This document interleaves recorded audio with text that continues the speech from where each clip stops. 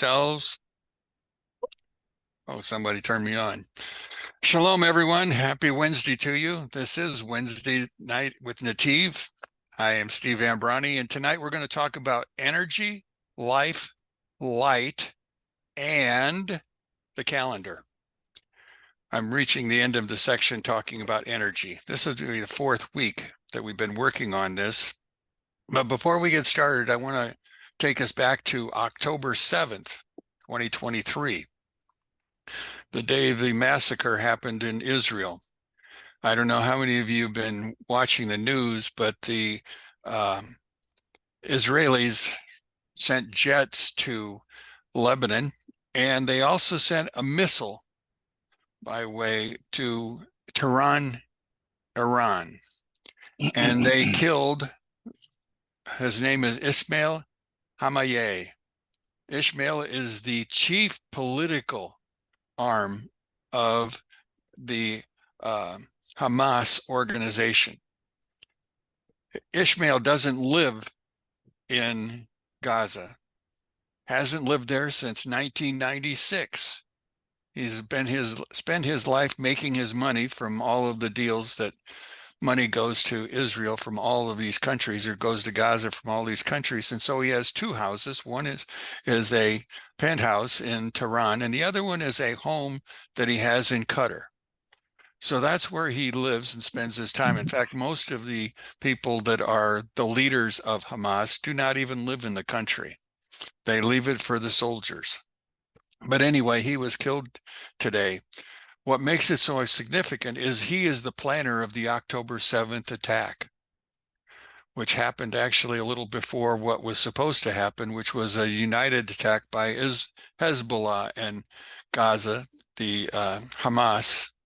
So he got things a little straightened out. But now Israel is preparing for a retaliation strike from Iran. So we're going to have to watch and see what grows out of that. Okay, having said that, and we'll get back to that at the end, I want to talk to you about energy. And again, I want to talk to you in terms of the letters of the alphabet, because that's where the energy comes from. If you ever read your scriptures, you know that God spoke things into being. He spoke it in Hebrew. Now, to speak something into being means that you're going to use your energy. And by using your energy, you need a language to speak in. And so Hebrew is the language that begins. So I want to make this whole thing roll around the idea of leading us to the calendar, because the calendar is the final part of time and space. You see, we normally think of, in the very beginning, two things were created. One was time, and the second is space. And if we talk about time, we're not talking about just hours, minutes, and days. We're talking also about months and years. And so we're talking about a calendar. So in the very beginning, we have these three creative powers that come. The word for energy in Hebrew is koch. The word for life is hayot. And finally, the word for light is o, or. Excuse me. So we're going to talk about those tonight. So physical matter really does not exist as we understand it. It's concentrated energy.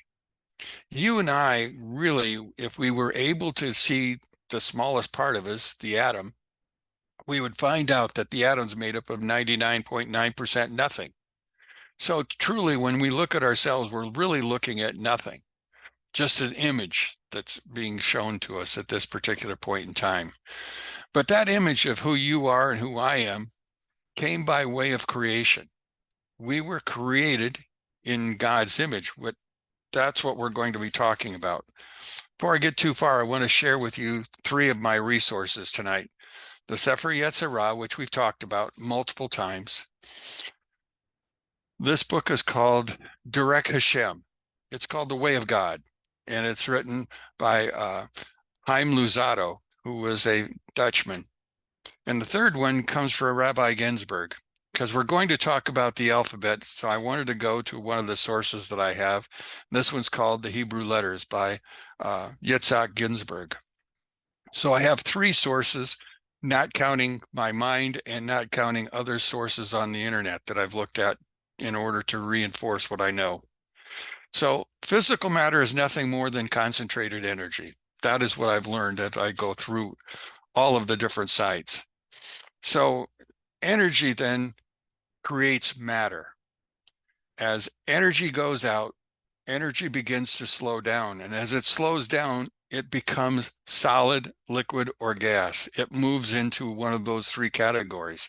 And then we go back to the book of Genesis and we go to our first chapter, lo and behold, that's what we see happening. Because you see in the very first verse, we already know he creates the heavens and the earth.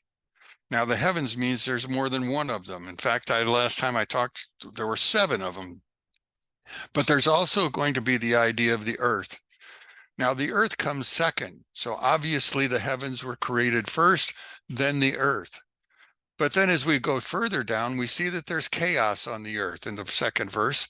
From there, we find out that chaos becomes water and darkness. Water and darkness were upon the face of the earth. From there, God creates light. So again, we now have the substances. From there, we continue on. We create firmament, something solid. We go from solids, we go to the plant life. From plant life, we go to the animal life. And then finally, we end up with human life. But we go through phases as we're going through this. Now, in the beginning, when we start talking about a human, and this became a subject at our dinner table tonight, we talk about man was created in the image of God. Now, in talking about the image of God, I went to the character called Onkelos. Onkelos was he was a nephew of a Roman emperor. And as a nephew, he converted to Judaism. Now, he didn't study Hebrew, he studied Aramaic. And so when he went and began to look at the scriptures, he began to translate it into Aramaic. And so the verse that talks about the fact that he created man as a living soul in the Hebrew Bible, in Onkelos's Aramaic Bible, he created a speaking soul, language. That's what happened. So he created us with language. Everything was created the same way. Now, the Zohar teaches that God looked into the letters of the Torah. And as he looks into the letters of the Torah, he created a universe. Now, this universe that he created is interesting in and of itself. But I want for you to understand a few things. First off, let's go back to speech.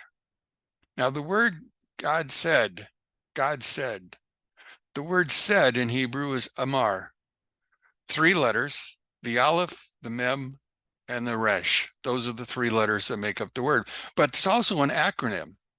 You see, the aleph can be written as or, light. The mem is water. And finally, the third one, which we talk about, is rachia, which is firmament. So we began on the first day creating 2. Second day, we added the firmament. So we begin to watch the transition that goes on. Remember, the earth is not 6,000 years old. The earth is more like 45, 50,000 years, as some people say. Others say it's even older than that, into the 100,000s. But we know one thing, that everything started a long time ago, more like 13 billion years ago. So we begin with the 3 sources. We begin with this idea of energy, we begin with life, and then we begin with light. All of this going this way. Now, you remember when God created on day 1, he finished and he said it was good. So we begin with this idea of good.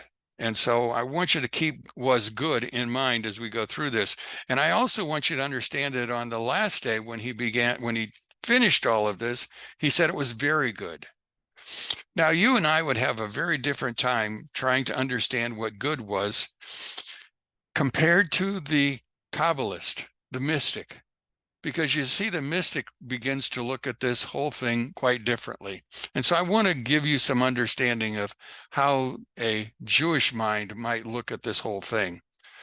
First off, he begins by calling it the eye. Mystically, we begin with what's called the secret of the right eye, and then after that, the secret of the left eye. Now, the right eye, according to Kabbalistic understanding, was the eye that was used to gaze into the language, into the words of Torah. So this is prior to the creation. Our right eye was seeing what the Torah was going to have. The left eye saw what was created afterwards. Now, if you go back to the Jewish understanding, you also know that the words themselves were created with an element called fire, aish. And again, we begins with the idea the Torah was written on white fire and black fire was imposed upon that. And so if you look at your books from now on, maybe you're going to see the white fire, the page, and behind it, the black fire that's imprinted on it, engraved on that. So it's a reality that we're going to be looking at, white fire on black fire, or black fire on white fire. Now, again, they had a different understanding of good. Now, good in Hebrew is the word tov. And so they have a different understanding of tov itself. It's hidden.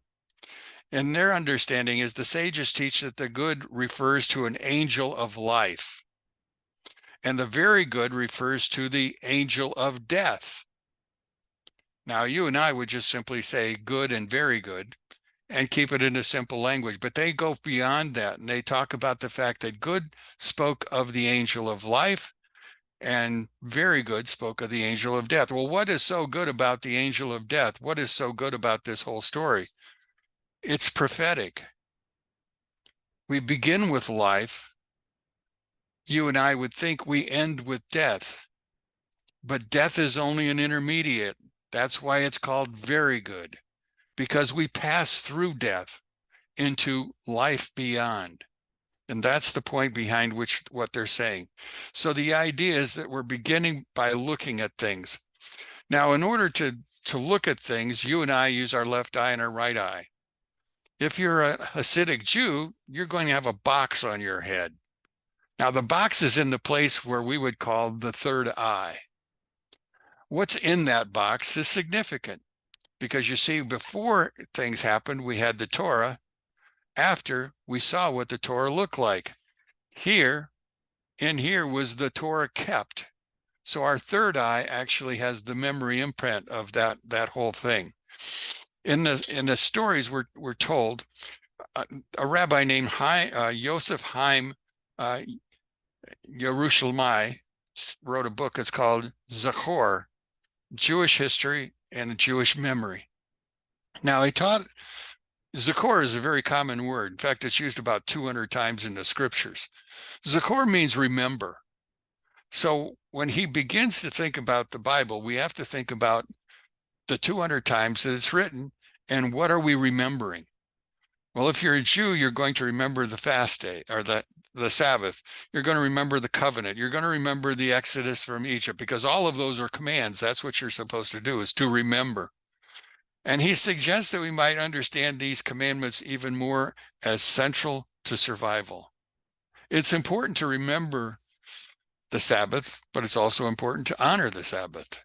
It's important to know about circumcision. For some of us, we were circumcised whether we were Jewish or not correctly, but we were circumcised. We understand that. And finally, we have to understand the Exodus. Now, some of us, there were Gentiles who exited, but we have to remind ourselves we're part of an exodus. We don't live in this world. We're sojourners. This is only a stop-off point. We had before, here, after. Very good. Now, in this idea of Sabbath, there's a Hebrew holiday. It's called Purim. And the Sabbath day before Purim is called Shabbat Sachor. In other words, it's a time when you remember. And what are you going to remember? Well, part of the language says in Deuteronomy, remember what Amalek did to you on your journey after you left Egypt. How, undeterred by fear of God, he surprised you on the march. And when you were famished and weary and cut down all the stragglers in your rear. Therefore, when the Lord God, your God, grants you safety from all your enemies around you in the land that the Lord God is giving you as a hereditary, yes, a portion of inheritance, you shall blot out the memory of Amalek from under the heavens, and do not forget. Do not forget. Now, let's go beyond that. As I said, this is one of the books that I use. It's called the Sefer Yetzirah. Now, in this book, in the beginning, there's a statement. It begins, we are told, 2 stones, or Hebrew letters, build 2 houses. 3 stones build 6 houses. 4 stones build 24 houses. 5 stones build 125 houses. 6 stones build 728 houses. 7 stones build 5,040 houses. And from here we go on and we can calculate which of the months cannot speak. Or we can talk about that which they cannot speak and they cannot hear.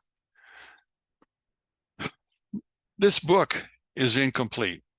It's only 6 chapters long, and basically, if you put it into just simply writing the verses down, you probably have about 12 pages of information.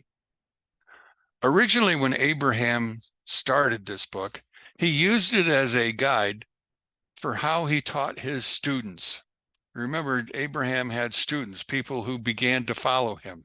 In fact, we know that he even took them to war with him when he went against the 5 kings, or the 4 kings.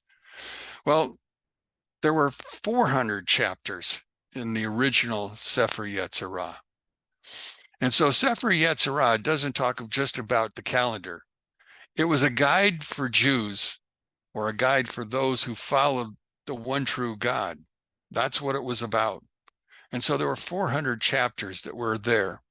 So his students, when they graduated, if you want to call it that, when they began to go out and teach others, they had the entire book themselves. They had memorized it. So when we go back to thinking about this book only having 12 to 20 pages, we're only looking at part of what he talks about. And we're looking at what's basically the Sefer Yetzirah, is the book of creation. So we're only given just the beginnings of what they were supposed to learn. And so our understanding sometimes gets a little skewed. And so that's why I want to talk to you about the letters of the alphabet. You see, according to our understanding, it says 2 stones creates 2 houses. Well, a stone in Hebrew, or stone in this case, represents a Hebrew letter. So with 2 stones or 2 Hebrew letters, you can build 2 houses. In other words, you can create 2 different words. It's called a permutation. And so they simply take and permutate a word. According to the Jewish rules, you can permutate 2 letters just 2 ways. But if you get 3 letters together, you can get 6 different ways of permutating that word. 6 new words from those 2 letters. It goes on and on until you begin to get as high as you can. Now, the idea behind this whole thing is that we go to the book of Genesis and we go to Jacob. Remember, Jacob was on his way to Laban's house when he stopped along the way at what we now call Bethel, where he found himself in the dark outside the city walls, not inside. And so he made himself comfortable, and he took the rocks that were there, the stones, again, stones are words. He took the stones, he formed them around his head, and he created a pillow. Understand that that pillow that he created by morning was no longer a series of stones, but it had become one stone. And that one stone became what they called the foundation of the temple. So we begin to watch stones, letters, create something else. And so that is the process that we go through. Just like energy going from energy to matter, to something that's real. That's what's happening. So as we go through this story, I want us to understand that what we're really talking about is living substances created from letters. Now, Some of you, I'm sure, are familiar with the DNA. I had to study it when I was in my science classes in college, which by the time I finished, I was now teaching to my sixth graders when I got to the elementary school to become a teacher. You and I both understand, hopefully, the fact that originally Dad had 22 chromosomes that he donated to the creation of his child. Mother had 22 stones that or 22 chromosomes that she donated, or stones if you want to look at it that way. Or you can begin to take those 22 and 22 and you put them together and you get 44. Well, 44 makes a Hebrew word. It makes the word da'am. Da'am. Da'am means blood. So we now have created from chromosomes blood. We have changed what the matter looks like. We haven't destroyed anything. We've just changed it. Again, the laws of thermodynamics. Science is very particular. You can't create something for nothing. The only one who could do that was God, and he did it. And now we're living with what we're now modifying, if you will. So we go through this whole process of 22 and 22. But you and I have 45 chromosomes. Where did the other one come from? Well, it seems that your dad had XY chromosome that he donated, and your mom had an XX chromosome, which she donated, and God put it together and he created either an XY or an XX. So you now have 45 chromosomes. What do they call it? Adam. Adam. Adam has a idea of 45. That's the numeric value of the word for atom. Atom also has lots of hints involved. If you want to make it into an acronym, the word Adam means Adam, David, and Mashiach, the Messiah. 3 characters. Well, what is that telling us? Well, we know Adam was the first, and we know at the other end, Mashiach will be the last. That's who we go to. That's the end. In between was David. How did David get there? Well, we have to understand that originally Adam was supposed to live 1,000 years for his sin that he had committed. He was only going to be granted a day, and a day with God was 1,000 years. But there was a character that was coming that he already knew about. And that character was going to die in childbirth. But God told him that child is special. And so Adam, according to the Midrash, gave 70 years to that child. Lo and behold, the child's name was David. Lo and behold, that child lived 70 years. That child was special. And that's how he ended up there. Numbers are also letters. Letters are also numbers. So as we begin to read the Bible, we're going to begin to find out that what we're talking about is the idea that sometimes I can find words that have meaning or correlation to other words. Now, I want to take something that is entirely different.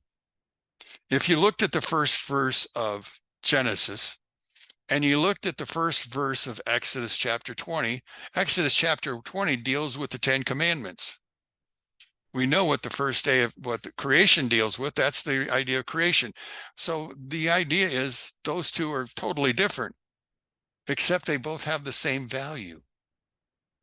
They both have the same value. So we have to be able to make a comparison or an understanding that would involve the idea that creation and the commandments are really significantly blended together. And we should understand that the commandments are not suggestions. They're a part of the creation process. They're probably part of the book of Yetzirah that we don't have. But we also can find out that there's going to be other things that are going to be there. I talked about the Mashiach. Well, the value of his name is 358. Did you know that the value of the word for serpent, which is Nahash, the value of that word is 358? So we have Mashiach and Nahash. We have good and evil. having the same value. Just like we have in the beginning, the idea of the right eye and the left eye, or the idea of good and very good. Where we started was with Nahash. Where we end is going to be with Mashiach. But we've passed through death to get there. Now, as we go through this, I have something extra I want to talk about. In the book of Genesis, chapter 1, I want to talk a little bit about the idea of signs and wonders. This is going to lead us to the calendar, which is where I actually wanted to go 4 weeks ago, but I wanted to put something in the way to get there. Now, if you go to chapter 1 in Genesis and you go to the 14th verse, in fact, I think I'll go to the 14th verse and read it to you so you understand what I'm talking about. We begin with what's called signs and wonders. It begins by saying, God said, let there be luminaries, lights in the heavens, or light in the firmament of heaven, to separate between the day and the night. Thank you, Rod. To separate between the day and the night. They shall serve as signs. Now, the word signs is significant. I want you to understand in Hebrew, the word signs is ot, which is above. And can I point to it? Well, I'm not, I can't stop. I got to keep going. So anyway, the idea of ot. He goes through and he continues on to say the fact that these signs were to serve these ot. And by the way, ot is also the idea of letters. The word ot, the two letters that compose the word are aleph and tav, the first and the last. So we have these signs using the first and the last letters for festivals, for days and years, and they shall serve as luminaries in the firmament of the heavens to shine upon the earth. And it was so. And God made the two great luminaries, the greater luminary to dominate the day, of the lesser luminary to dominate the night, and the stars. Now, he began by saying that he was going to create two great luminaries, and then he made one smaller. He caused it to shrink. Now, you may not know this, but in the book of Numbers, they go through this process of what happens at the beginning of each month. On the first day of a month, there are certain activities that were required, especially back then. And one of those activities on the first day of the month was for the priest to sacrifice a goat. Why? For the mistake that God made when he said he's going to create two great luminaries, one to rule the day and one to rule the night. So we have this beginnings of the months, the beginning of understanding, the beginning of talking about the Torah itself. Now, these letters then are going to form a foundation. Now, the foundation is what we would call form. It's what the Jews call it, form. Form is what's here on the earth. Everything has been formed here on this earth.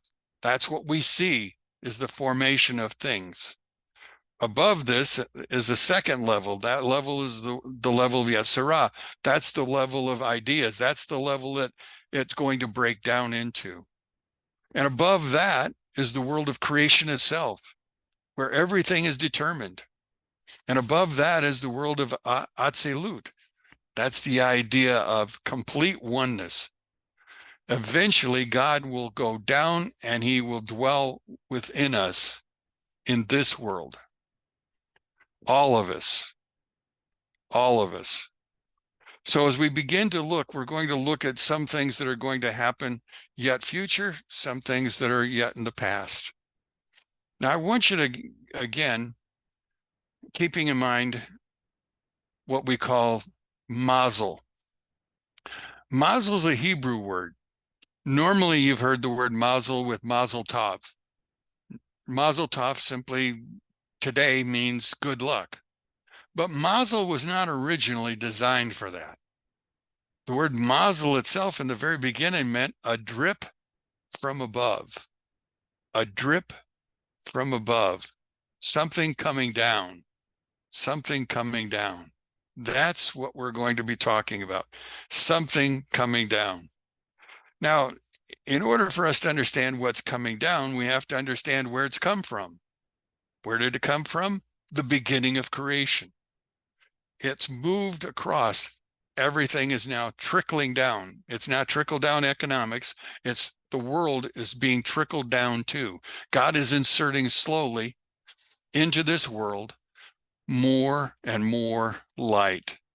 It doesn't seem like it because we have more and more wars going on, more and more anger going on, even in our United States. But God is submitting trickle down more light into the world we're living in. Abraham, if you remember, came from a place called Ur Kasdim. Kasdim is the Aramaic word for Chaldees. Ur is spelled Aleph, Vav, Resh, light. So the light of the Chaldees came in the form of Abraham. He brought light to the world. He began to introduce everyone back to the one true God. And he did that through his understanding of creation. Because you see, he was different than all the other kids. He was also an astrologer. That's a bad word today, but it's a very good word if you're a Hebrew mystic, because Hebrew understanding of astrology is not the same as the understanding of the horoscopes that you read in the newspapers and all of the other well, never mind. I want you to understand there's four basic differences, and let me explain them to you. The first one is Jewish astrology is based on the 12 tribes. The 12 tribes and the description of how they marched through the desert. So in other words, we're given an understanding of relationship. When we look into the sky, you and I, when we look into the sky, we sometimes see star patterns. That's what we're known for. Mazel comes from, created another word, which is called mazalot, which is the idea of constellations. Now, there are 12 constellations that represent the 12 tribes of Israel, because you see God, each of the 12 sons was born in a different month. Each son has his own constellation that he works with. From that, we also know that Jewish astrology uses 7 planets. It uses the sun, the moon, and the 5 closest planets. It doesn't use Uranus or Neptune or Pluto. Those planets were too far away when the astrology was originally beginning. And so it works or demands itself to deal with the inner planets. Jewish astrology speaks of reincarnation, if you believe it. Reincarnation. But it does not talk about karma. And that's a subject in and of itself, so I've got to go quick. Now, the purpose of Jewish astrology is to make your Haim Nativ. Nativ is what we're on. It's a path that we're on. Haim is life. So we're on a life path. So the purpose of Jewish astrology is to help you stay on life's path, to make it easier and better for you. So that's what it's all about. So when we begin to go through this, we have to learn how to stay on the path. How do we stay on the path? We go to our third eye. We go to the Torah. We try to go not just simply upon the words and stop there, but we go into the words. We go into the letters. We go into the numbers of the letters. That's not easy. For me, it's impossible, but I fumble through it and I make you people feel good about it. But anyway, as we're going through this, what I want you to understand is that the simple text is not the only text. God has put these words together on 4 different levels: the simple level, the hint level, the parabolic level, and the secret level. Those are the 4 levels that you can read as you're reading through the text. And so sometimes as you go to a site, which I like, which is called Kabbalah Online, which is also a part of Chabad, you can begin to look at writings from the masters, and the writings begin to talk about the simple, the remez, the hint, the drush, the parabolic, and then finally the sod. So that's where I go many times to understand. So as we're looking at this, we begin to understand, well, hopefully, that our whole world came, or our understanding of what's going on in Judaism really came from Abraham. Abraham was the father of all this. Abraham's the branch by which we're connected to this tree that's been created. That's where we start from. Now, the book of Sefer Yetzirah eventually became known as the book for the School of Prophets. School of Prophets. In the book of Kings, second book of Kings, the second chapter, Elijah created schools of prophets. Now, the tool that he would have used was Sefer Yetzirah. That was the tool by which he taught, using now the Torah for its aids in going through this. But that's where he would have gone to get his information. Something extra. Adam in the beginning had the potential of every person. But to him, according to the Arizal, he had something extra. His name, again, Adam's, was an acronym, telling us he combined himself with all people from the beginning to the end. Now, we can easily understand that Adam will eventually lead us to the Messiah, but and we talked about David himself, but now let's go beyond that, and let's go into the understanding of these wonders and these signs that he talks about. Now, as we go to this, we're talking about wondrous signs are related to our soul. In other words, our soul is impacted by the things that we learn, the things that we see. Also, it's beyond that, because we also have to look at things we see once in a while. You and I have seen a rainbow before. Now, most of us would see the rainbow as a good sign, good luck. But how did the rainbow get started? It didn't come until after the flood. That's when the rainbow was created. So the rainbow is a part of the understanding of what we shouldn't be about. We know there are 7 colors in the rainbow. Did you realize the 7 colors speak to the 7 laws of Noah? We continue on talking about the idea of going further into the text, going further into understanding. Now, as we go further, and I'm going the wrong way in my notes, I want to read a section to you that came from my understandings in the book of Derek Hashem, this book. He notes that the rabbis of the Second Temple and afterwards taught that astrology does not apply just to Jewish people or to Jews at all. This teaching conceals the spiritual law which I want to share with you here. Each person chooses the most appropriate time and place of birth. Did you hear that?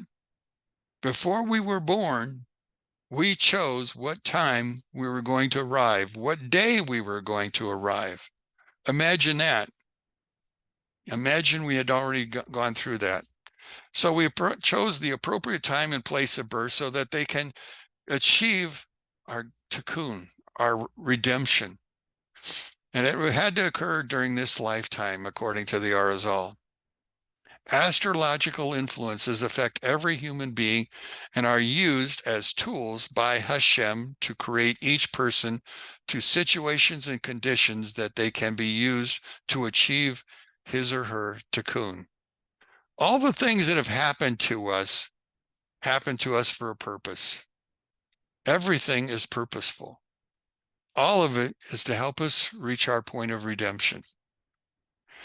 Now, when one uses the Kabbalistic tool of restriction, and that's a whole book, and it's got 19 chapters in it, so I'm not going to spend any time with that whole idea. But the idea is when you spend your time there By rising above the astrological influences, we begin, or we bring mercy into our lives and actually change the movie of our life's influence. An example of this is the story of Abraham using his Jewish astrology reading, at which first determined that he would not have children. Yet Hashem showed him that in doing so, changed his name to Avraham, allowing him to rise above his astrological influences and achieve the ability to have a son who was to be named Isaac.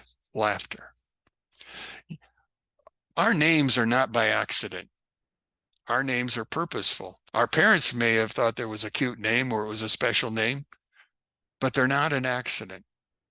Even in our names, there's an influence that goes on. Now, astrology, the idea of astrology is found in a number of modern Jewish understandings. In fact, the prayer called Kiddush Levanah, which is the sanctification of the moon, where they sacrifice the goat for the mistakes of God. It's hard to imagine God making mistakes. It was intentional. He goes on to say at that particular point in time, may it be your will, O Lord, my God and God of my fathers, to fulfill in the darkness of the moon that she not be diminished at all. And let the light of the moon be as the light of the sun and as the light of the 7 days of creation, just as she was before she was diminished. Did you hear that? Before she was diminished. Now, the key to understanding this is the word mazel. Actually, today, we can also use the word mazel, drip down, as a constellation, as a planet, even if you want to go that far. So the connection is back to that which is natural. That's where we're going with this. Everything about this is a flow. Something is flowing as we go through this. Now, in our story, we've created a calendar. And let me see if I can get my calendar up for you. There it is. Here's my calendar. Now, as you can see, it's basically the 12 months of the year. It's given a Hebrew name. Actually, it's not a Hebrew name. These are Babylonian names. They were just adopted and changed and used this way. But what I want you to look at is the outer circle. You see, every month has energy. Each month's energy is not the same. Energy changes. There are 3 months that have a low energy. Can you see the month of Tammuz, which is the month we're in? The month of Av. Notice that neither month has any celebration. All you have are fasts for what occurred. There's another month that doesn't have anything at all, completely empty. Now it's empty now, but in the world to come, it's going to be filled, because you see this month is the month called Hishvan or Mar-Hishvan. This was the month of the flood. And so there's nothing that is happening here. But if you go to the book of Kings, you'll find out that Solomon took 7 years to build a temple, and the temple was finished in Heshvan. But he chose not to use the temple until the month of Nisan. Therefore, Nisan is the beginning of the months of the religious calendar, the beginning of the temple. So there are 3 months. These 2 have low energy. This month has mild energy, and the rest of the months have better, greater energy. Now, if we use the moon as our guidepost, we should understand that the first 15 days are what we call the waxing of the moon, the growing energy level of the moon. Then the last 15 days are the shrinkage of that idea.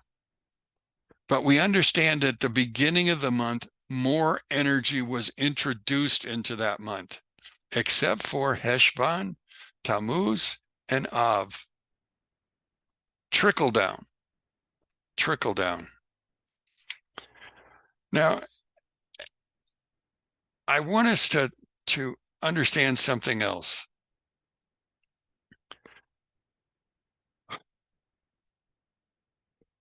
On October 7th, I can take this down now.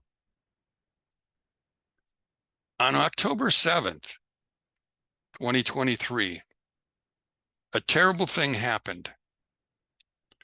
By chance, by coincidence, wasn't a coincidence, but it was the first day after the completion of Jeremiah's 70 weeks of years. For that whole discussion, you have to go back to my studies on Daniel 10, 11, and 12, where I go through and map it out for you. But this is the first day after. We are now in another time, another place. We've moved on from there. We have to understand that the October 7th was a day that was called Shemini Atzeret, which is the 8th day assembly.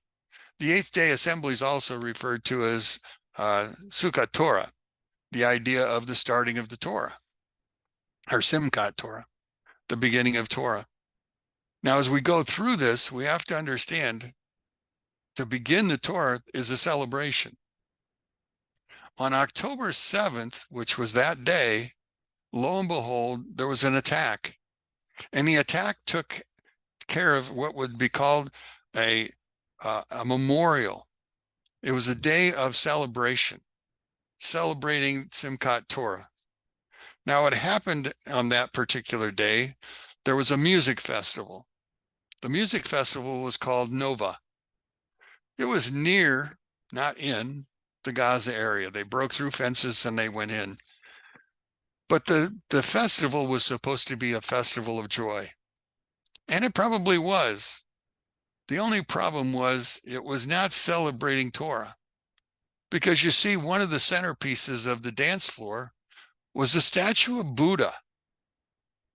What does Buddha have to do with Torah? I think that's why it was celebrated. That's why it happened the way it did.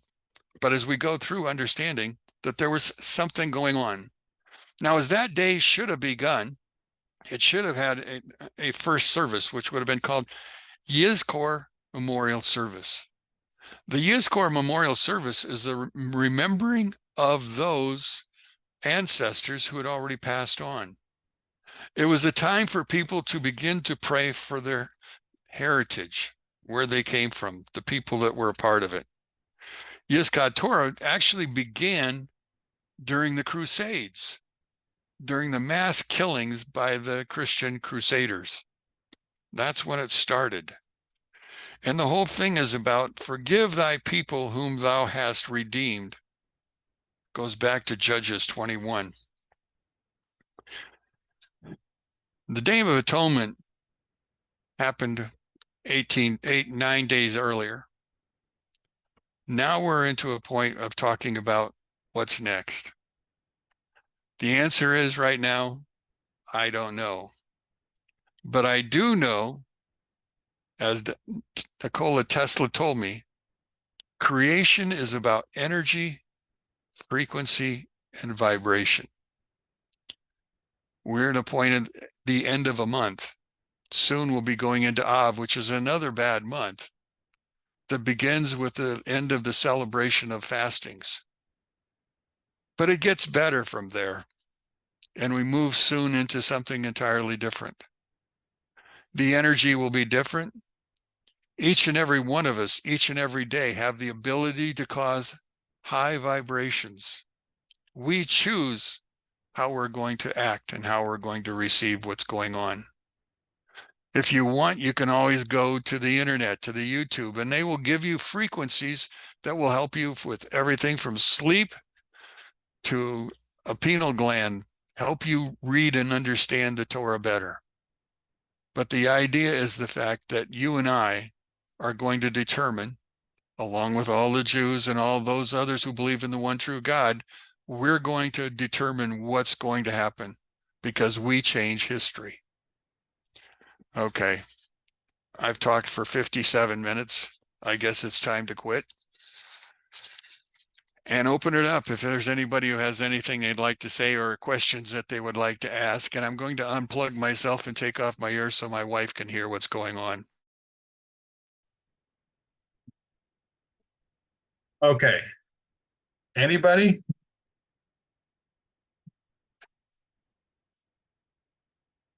I am perfect again.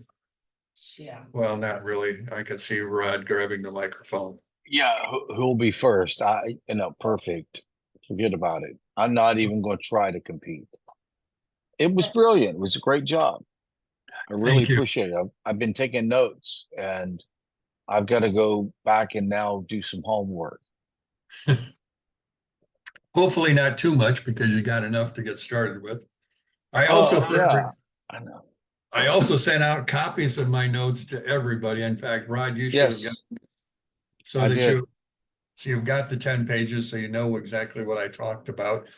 Right. I purposely ran through some things a little bit quicker than I probably should have, but time was running, so I chose to do what I could do. So Now I've got to get my Alexa device to read the text to me so I can hear it again. That's mental. I'm just making a joke. That's the society we live in today. absolutely. But again, for those who don't have Alexa, you can go to Nativ and Facebook and you can go look us up. I'm only one of a few that are teaching there. I consider myself lucky to be with rabbis. Yeah, look, Category. Nativ online .org. That's the website. Then you can go to Nativ online on YouTube, et cetera, all the other social media. Catch up with us. I mean, like us, subscribe. It really works for us to be able to reach out to more people. Yeah. Lori, what do you think? Raised hand. Well, I have a couple thoughts. When you talked about a rainbow not being formed until after the flood, that made me think of every waterfall that I've ever seen in person. The mist, that comes from all the water falling almost always has a rainbow in it. So I'm still thinking about that. Good point. Because it's always been there. Has it? And well, since I wasn't at the beginning of the earth, I don't really have a way to answer that. But that's a good point. It does seem that it's possible that a rainbow never existed prior to the flood. There wasn't a condition for the rainbow to show. That's the thought. I don't have a source. Who am I? And I'll just shut up. Well, and I was wondering who taught Abraham about the stars and all the astrology. It first began because remember he's in Ur of Chaldees. He's in Mesopotamia. So he had Sumerian and Babylonian teachers. Those would have been the first sources. But again, first sources need correction because again, astrology is not simply about studying for the future, which is exactly what astrology was about in the beginning. Understanding astrologically that in the days of Pharaoh that there was going to come a Messiah for the Jewish people. So let's throw the kids in the water. All societies have that where they try to know what's going on. Daniel, the book of Daniel, again, Nebuchadnezzar had a dream regarding statues. It was interpreted based upon the understanding of Daniel. Daniel knew astrology. He understood it. Ezekiel knew it. Again, it goes back to the school of prophets. There were lots of people who had some knowledge. The problem was they did not have the true prophet. Every generation has, well, now we say they're the sages that are in each and every generation. Those sages were the prophets of our age. The only problem is we don't know who they are. They're hidden from us. So we can't benefit necessarily from them, but they're in every generation. They're called the Lamed Hay, if you wanted to know. Mhm. So. Whew. Did that help, Well, it Lori? pretty much, well, kinda. But I was thinking about the fact that somehow I selected my birth date. That surprised me. And then I started thinking about, the 3 kids in my family, and we all selected winter birth. You No people are one going to be skiers. Can I weigh in on that? Go ahead, Mary. I've told some of you that my eldest granddaughter, when she was very, very young, probably 2 or 3 years old, was telling me things about what the angel taught her and conversations with the angel before she was born. And that was right at the time that we first learned that that was a Jewish teaching. She went on to tell me that she was also allowed to pick her mom and dad, and that there was much bustling around when she first picked them, and finally they said, okay, it'll work out, it'll be all right. And seeing who her birth dad is and who her adopted dad is, that really just sends chills up my spine. And the other day, she came up the other evening, and she was telling me things that she had to have learned supernaturally. And she said, I don't know where I got this from, and I'd said to her, Sammy, that's no doubt part of what the angel taught you. And she said, oh yeah, I keep forgetting about that. So very interesting conversations this week.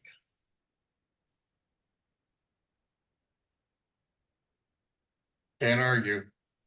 By the way, if you guys wouldn't mind, keep her in your prayers. There are some serious issues that God needs to take care of. He's the only one that can, God is good. all the time. Anybody else?